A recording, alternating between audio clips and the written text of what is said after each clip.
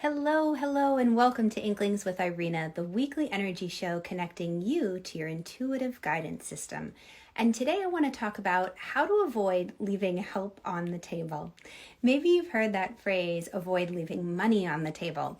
And basically the idea behind there are moments where we kind of missed out on a good deal. So for example, maybe we have clients that we've been charging $200 for a certain service and they would gladly, more than happily pay $500. Or maybe you're applying for college and you skip applying for grants or scholarships. And that's an example of leaving money on the table. There are those moments where you could have had really incredible, valuable resources that you missed out on. And that's never any fun, especially in hindsight. There's a lot of kicking ourselves when that happens. If we haven't met, my name is Irena Miller, and I've been guiding women for over 20 years in just how to avoid missing these incredible opportunities. Executives who can stand in their own power and find their voice using the systems I teach them to ask for that raise, to negotiate a new salary. Entrepreneurs who maybe are a little camera shy and are hesitating to do that webinar or their weekly show. I share with them practices, tools, and that's what I'm here to do with you today. There are 3 specific key action steps that my clients are taking that makes all the difference. So before I get into those 3 key items, when you hop on, definitely give me a hello, a quick shout out. Let me know where you're watching from. Hi, Pamela, good to have you. So first I want to share with you the story of Joe. I love this story because it's a wonderful visual and example of just what it's like to leave opportunities and resources behind. Joe, wonderful Joe, had a great life, enjoyed it to the fullest, and it came to the point where it was time for him to transition and go up to heaven. And when Joe went up to heaven, he was greeted by St. Peter at the pearly gates, and St. Peter said, "Hey Joe, great to have you," and handed him a calendar. Now, Joe was a little confused, thinking, why am I being handed this calendar? And he looks at the calendar and he notices the little square box with dates had presents on them. There were a lot of presents, and this calendar went on. It was like a thick booklet. And he noticed something strange about these little presents that were on the calendar. Most of them were wrapped. Only a few were unwrapped. So now Joe's really confused, and he turns to St. Peter and he said, "St. Peter, why are you handing me this calendar, and what's the deal with the presents? Why are there so many gifts? It wasn't my birthday that many times. It wasn't a holiday or a celebration."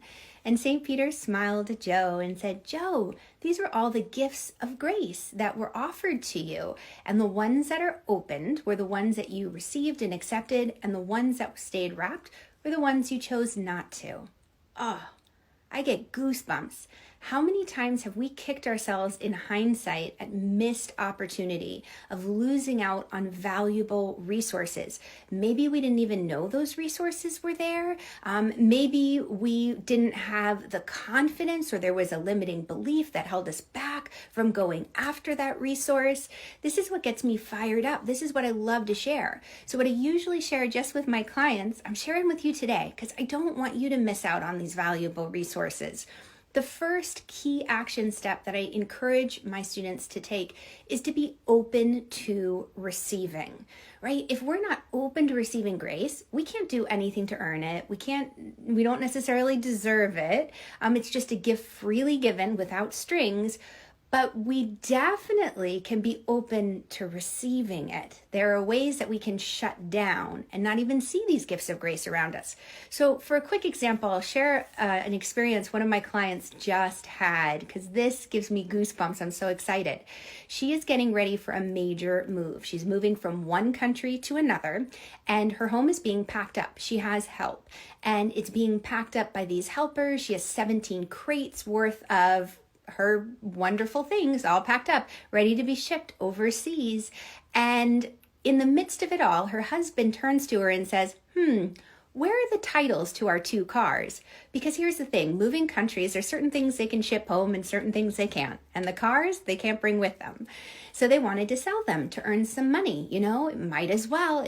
Moving across the ocean, changing countries, it's not a easy, cheap adventure.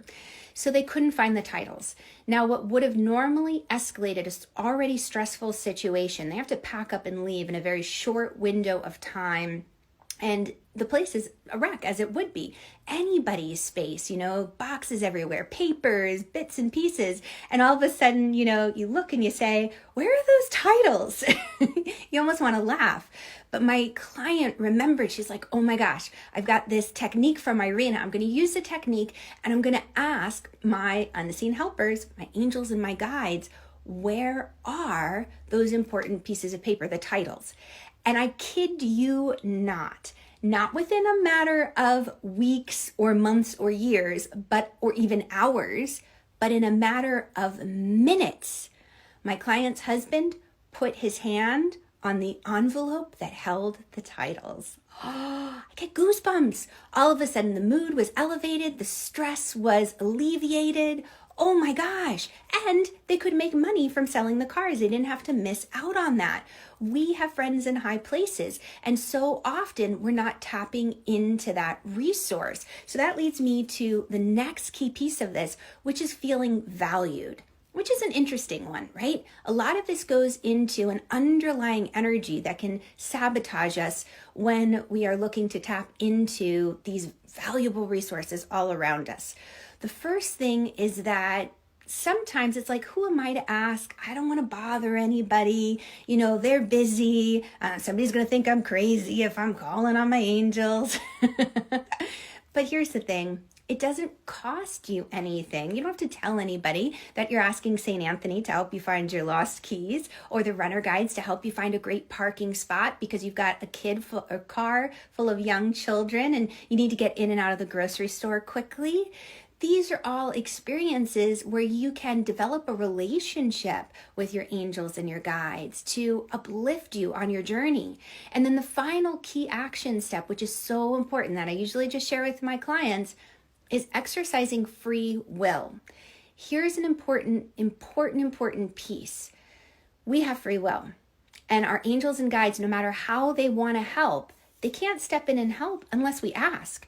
Now, there are exceptions to the rules. Like if you're almost going to get hit by a car and it's not your time to go, your angels can perform miracles. I've got a lot of cool client stories like that, including my own. But otherwise, you have to ask for the help. You have to take action and say, okay, angels, help me out in this space and time. I need that guidance. I need that extra support. So I invite you to start to engage with your angels and your guides. Stop wondering about, or kicking yourself about leaving those valuable resources behind on the table. There's a world of joy that's available to you. So if you are ready for the next level of this, make sure you click the little link below or above and continue the conversation with me, because there are many more techniques that you can use to engage with your angels and your guides to tap into these valuable resources. Thanks for joining me. Sarah, it's great to have you, and Lori and Candy. Oh my gosh, I hope you all have a wonderful, wonderful day, and I'll catch you all on the flip side. Bye, guys.